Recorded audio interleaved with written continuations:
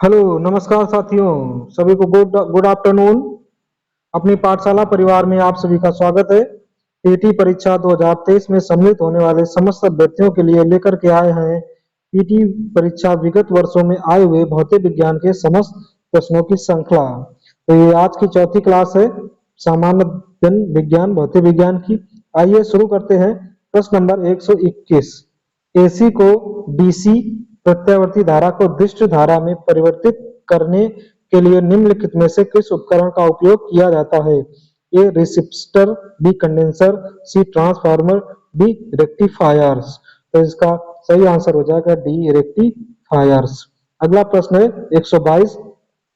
यदि समय t में किसी चालक के किसी भी अनुप्रस्थ काट में शुद्ध आवेश नेट चार्ज q प्रवाहित होता है तो अनुप्रस्थ काट के माध्यम से प्रवाहित धारा I होगी।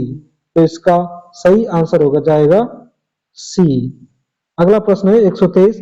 12 वोल्ट के विभवांतर वाले दो बिंदुओं के बीच 5 केल्विन के आवेश को स्थानांतरित करने के लिए किए जाने वाले कार्य का मान कितना होगा? ए 17 जूल, बी 24 जूल, सी 60 जूल, डी 16 जूल। तो इसका सही आंसर हो जाएगा सी 60 जूल। अगला प्रश्न है 124। निम्नलिखित में से कौन सा उपकरण विद्युत ऊर्जा को यांत्रिक ऊर्जा में परिवर्तित करता है? A electric motor, B electric generator, C transformer, D डिस्टकारी। तो इसका सही आंसर हो जाएगा ए इलेक्ट्रिक मोटर। अगला प्रश्न है 125। परिवर्तक ट्रांसफार्मर किस सिद्धांत पर कार्य करता है? ए स्वप्रेरण, बी पारस्परिक प्रेरण, सी विद्युत चुंबकीय प्रेरण, डी लॉरेंज का नियम। तो इसका सही आंसर है सी विद्युत चुंबकीय प्रेरण। अगला प्रश्न है 126। फ्यूज एक विद्युत परिपथ की सुरक्षा निम्नलिखित में से किससे करता है? ए अतिभारण, बी ऊर्जा के एक रूप को दूसरे में परिवर्तन, सी धारा परिवहन, डी धारा उडोरण। तो इसका सही आंसर हो जाएगा ए अतिभारण। अगला है क्वेश्चन नंबर 27। 127। सर्किट में विद्युत की उपस्थित का पता लगाने के लिए निम्नलिखित में से किस उपकरण का उपयोग किया जाता है? ए एमीटर, बी वोल्टमीटर, सी रिहोस्टेटो, सी गैल्वेनोमीटर। तो इसका सही आंसर हो जाएगा डी गैल्वेनोमीटर। अगला है 128। निम्न में से कौन सी युक्ति विभिन्न उपकरणों को श्रेणी क्रम में जोड़ने के काम आती है? ए स्विच, बी संयोजक तार, सी रेगुलेटर, डी इनमें से कोई नहीं। तो इसका सही आंसर हो जाएगा बी संयोजक तार। अगला प्रश्न है 129। बिजली के बल्ब का फिलामेंट का बना होता है? ए तांबा, बी एल्यूमिनियम, सी टंगस्टन, डी मिश्र धातु। तो इसका सही आंसर हो जाएगा सी टंगस्टन। अगला प्रश्न है 130। चालक के माध्यम से प्रवाहित एक धारा होती है? ए विभवांतर के प्रत्यक्षता अनुपातिक, बी प्रतिरोध के प्रत्यक्षता अनुपातिक, सी वोल्टता के व्युत्क्रम अनुपातिक, डी इनमें से कोई नहीं। तो इसका सही आंसर हो जाएगा ए। अगला प्रश्न है 131। आवेशित की गई एक वस्तु द्वारा किसी अन्य आवेशित की गई वस्तु अथवा आवेशित न की गई वस्तु पर लगाए गए बल को क्या कहते हैं? ए चुंबकीय बल, बी विद्युत स्थैतिक बल, सी गुरुत्वाकर्षण बल, डी यांत्रिक बल। तो इसका सही आंसर हो जाएगा बी विद्युत स्थैतिक बल। अगला प्रश्न है 132। प्रत्यावर्ती धारा एसी को एक दिश धारा डीसी में किसके प्रयोग के जरिए परिवर्तित किया जा सकता है? ए प्रवर्धक एम्पलीफायर, बी स्थिरक स्टेबलाइजर, सी दिष्टकारी रेक्टिफायर, डी परिणामित्र ट्रांसफार्मर। इसका सही आंसर हो जाएगा दिष्टकारी रेक्टिफायर। अगला प्रश्न है 133। रासायनिक ऊर्जा को विद्युत ऊर्जा में रूपांतरण किसके द्वारा किया जाता है? ए विद्युत चुंबक, बी फोटोसेल, सी विद्युत अपघट्य, डी संचायक सेल।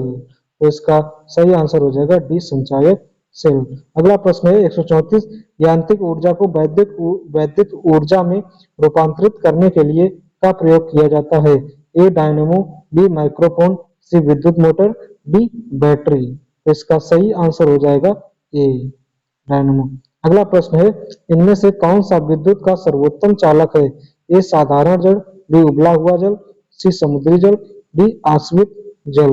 तो इसका सही आंसर हो जाएगा सी समुद्री जल। अगला प्रश्न है 136, किसी बस की चाल बढ़ने पर ही रोशनी का बढ़ना यह किस स्थिति को दर्शाता है? ए कमजोर बैटरी, बी कमजोर सर्किट, सी टायरों में हवा को का कम होना, डी ईंधन टंकी में कम डीजल का होना। तो इसका सही आंसर हो जाएगा ए कमजोर बैटरी। अगला प्रश्न है प्रकाश वोल्टी सेल होता है? ए सौर cell, B thermal cell, D C sulphur cell, D molar cell. तो इसका सही आंसर हो जाएगा ए सौर सेल। अगला है 138, एक खालिस्तान निष्क्रिय दो टर्मिनल का विद्युत घटक है जो सर्किट परिपथ के तत्व के रूप में विद्युत प्रतिरोध लागू करता है। ए प्रतिरोध, बी डायोड, सी ट्रांजिस्टर, डी संधारित्र। तो इसका सही आंसर हो जाएगा ए प्रतिरोध। अगला प्रश्न है 139, खालिस्तान एक साधारण उपकरण है जिसका उपयोग इलेक्ट्रिक सर्किट को वियोजित करने या इसे पूरा करने के लिए किया जाता है। ए ट्रांजिस्टर, बी फ्यूज, सी प्रतिरोधक, डी स्विच। तो इसका सही आंसर हो जाएगा डी स्विच। अगला है पावर स्ट्रिप क्या है? ए यह एक विद्युत उपकरण है जिसका उपयोग वाला आउटलेट की क्षमता को विस्तारित करने के लिए किया जा सकता है, जो उपकरणों को समायोजित कर सकता है। तो इसका सही आंसर हो जाएगा ए।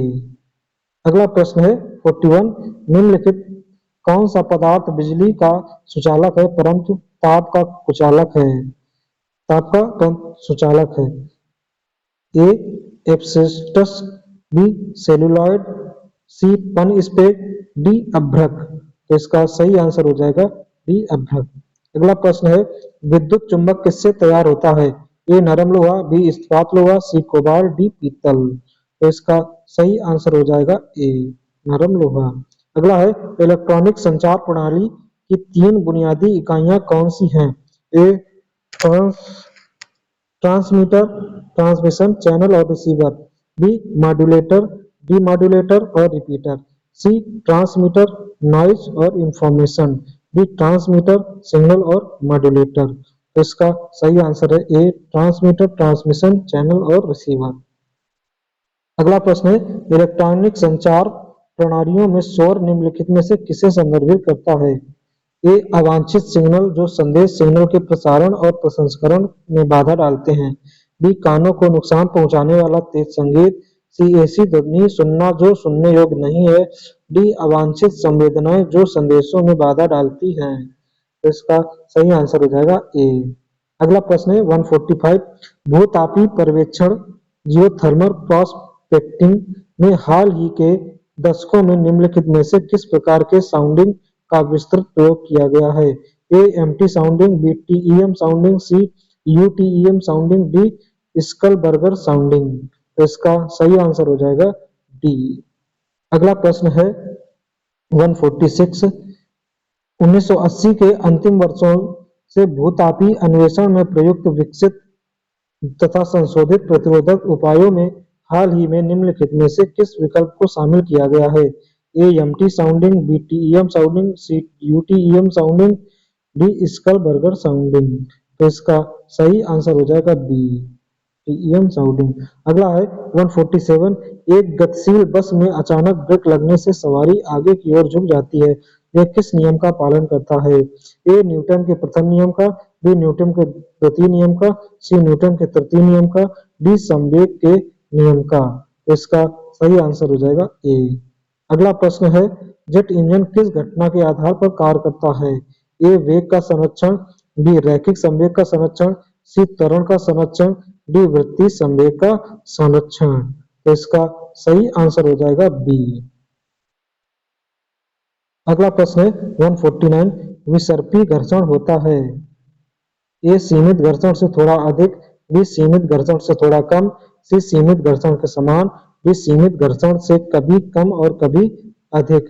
तो इसका सही आंसर हो जाएगा बी सीमित घर्षण से थोड़ा कम।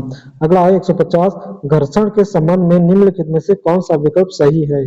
ए घर्षण गति का विरोध करता है, बी घर्षण टूट फूट का कारण नहीं होता, सी घर्षण से ऊर्जा नष्ट नहीं होती, डी घर्षण से उष्णता का उत्पादन नहीं होता। तो इसका सही आंसर हो जाएगा ए। अगला है, एक साधारण लोलक की समय सीमा खालिस्तान पर निर्भर करती है। ए लोलक की लंबाई, बी लोलक के वाप के द्रव्यमान, सी लोलक के तंतु में तनाव, डी लोलक की सामग्री के घनत्व। इसका सही आंसर होगा लोलक की लंबाई, ए ऑप्शन। अगला प्रश्न है, गति जो कुछ समय के बाद खुद को दोहराती है उसे कहा जाता है। ए सीधा, बी आवधिक, सी एक समान, डी गैर एक समान। तो इसका सही आंसर हो जाएगा बी आवधिक। अगला प्रश्न है 153, स्थिर गति से दौड़ रही एक रेलगाड़ी में बैठा यात्री लंबवत ऊपर की दिशा में गेंद फेंकता है, वह गेंद कहाँ गिरेगी? यात्री के हाथों में, यात्री के सामने, यात्री के पीछे। वह रेलगाड़ी की गति की दिशा पर निर्भर करता है। तो इसका सही आंसर हो जाएगा ए, यात्री के हाथों में। अगला प्रश्न है 154, यदि एक गेंद भूमि से h मीटर की ऊंचाई से मुक्त रूप से गिरती है तो ठीक जमीन से लगने से पहले उसका वेग क्या होगा?